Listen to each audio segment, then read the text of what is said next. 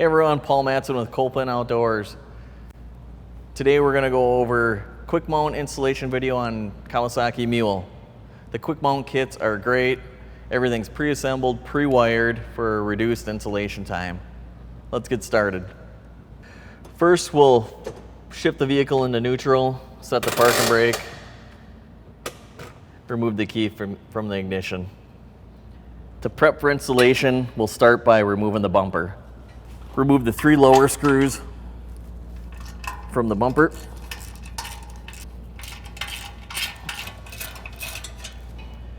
We'll remove the upper fasteners on each side of the bumper. We'll save these fasteners for reinstall later. There is a washer that's right behind this upper tab. Save that as well.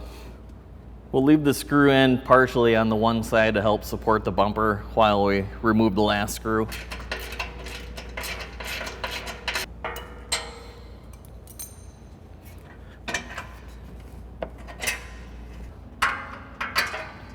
Remove the bumper from the vehicle.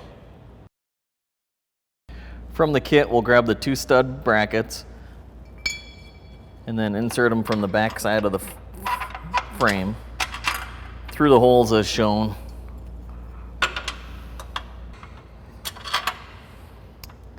Then the winch assembly will position right onto these studs. Locate the plastic cable tie for packaging. Cut and remove that. Route the red and black cables up through the opening, up and over the front gear case.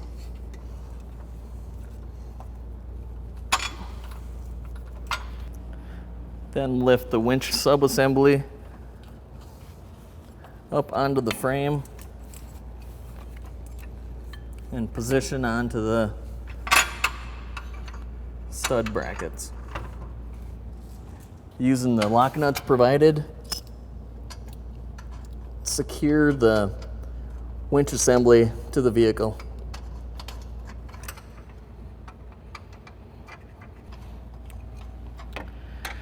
Tighten and torque to specification. To gain access for the battery cables, we'll flip the bottom seat forward and then remove from vehicle. Raise the cargo bed to gain access to remove the battery cover.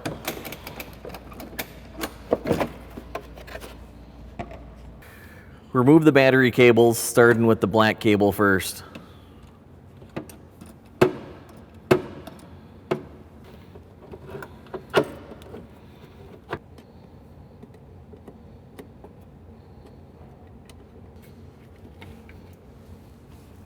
Route the red and black cables down towards the battery along the transmission shift cable and the park and brake cable. You should then be able to access them from underneath the seat. Using a cable tie, secure the red and black cables to the transmission park and shift cable.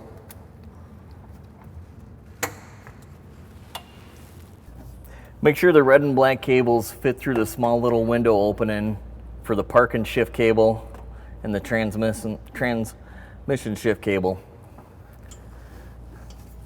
Then route those along the same path through a small little metal hoop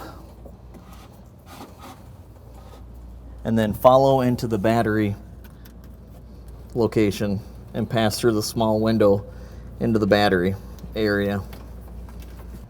Access may be easier by removing the front plastic skid plate to route through the small window where the shift cable routes.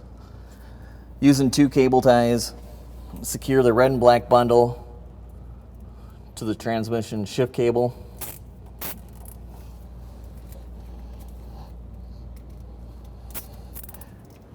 Next, we're going to gain access behind this dash panel. We'll remove the 5 plastic push start rivets.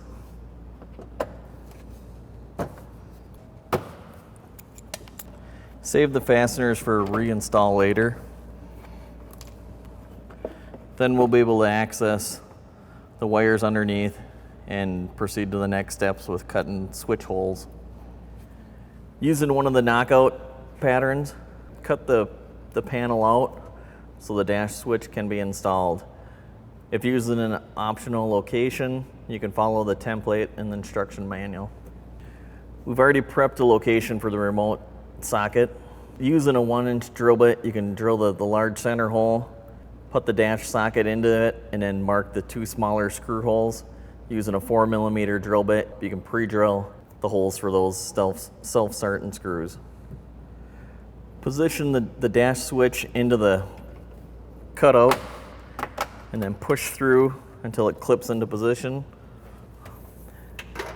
Then route the dash socket through the 1-inch hole.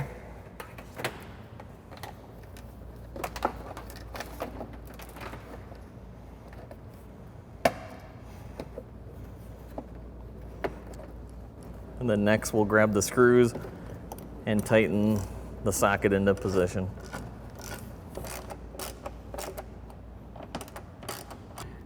Connect the dash switch harness to the switch pins. The green wire will connect to the top pin for the out operation of the winch. The red wire will connect to the middle pin, and then the black wire will connect to the bottom pin for in operation. Locate the red wire of the dash switch harness, the red wire of the remote socket harness, and connect each end into the splitter 3-way harness.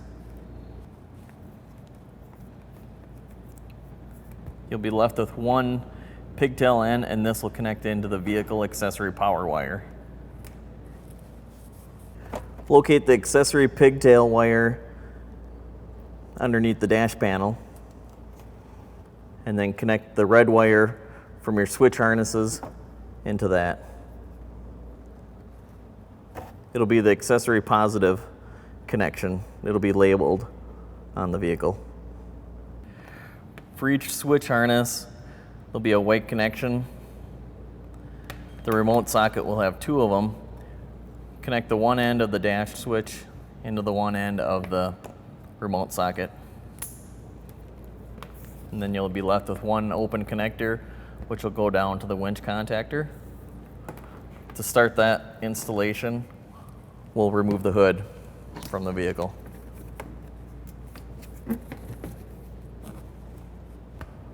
Route the one connector underneath the hood panel, and then down along the wire that goes down towards the front gear case. And then we'll be able to access it from underneath the vehicle behind the front right tire.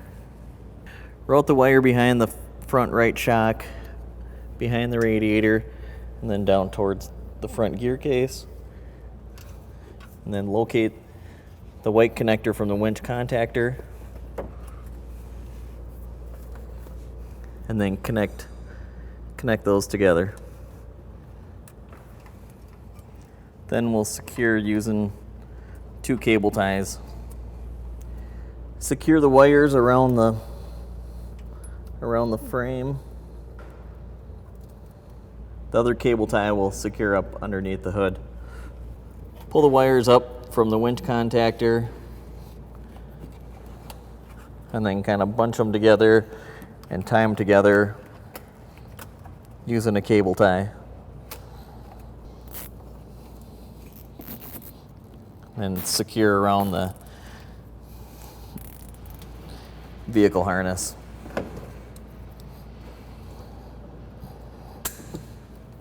We're using the plastic push dart fasteners. Assemble the dash panel back onto the vehicle.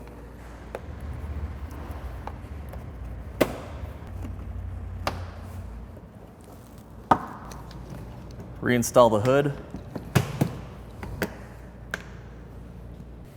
Reinstall the seat bottom panel. Reinstall the vehicle bumper.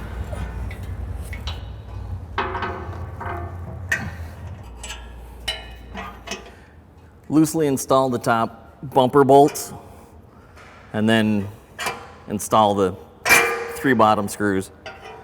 The washer fits in between the top mounting tabs and the vehicle hole.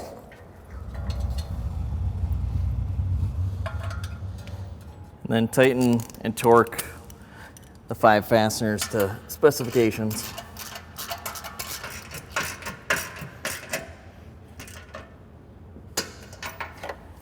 Connect the red winch power cable to the red vehicle power cable.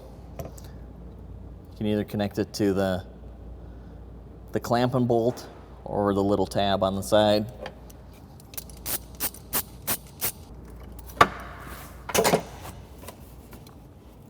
Connect the cables to the positive terminal. And then connect the black negative winch cable to the vehicle battery negative cable clamping bolt,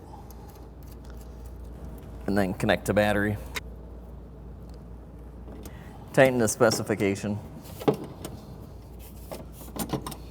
Reinstall the battery cover.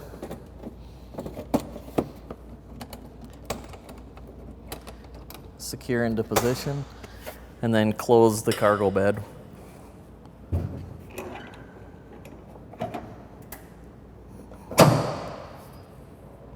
With the key in the on position, check the winch for proper operation.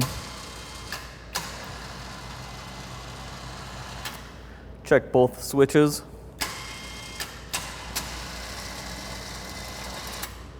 Thanks for watching this winch installation video.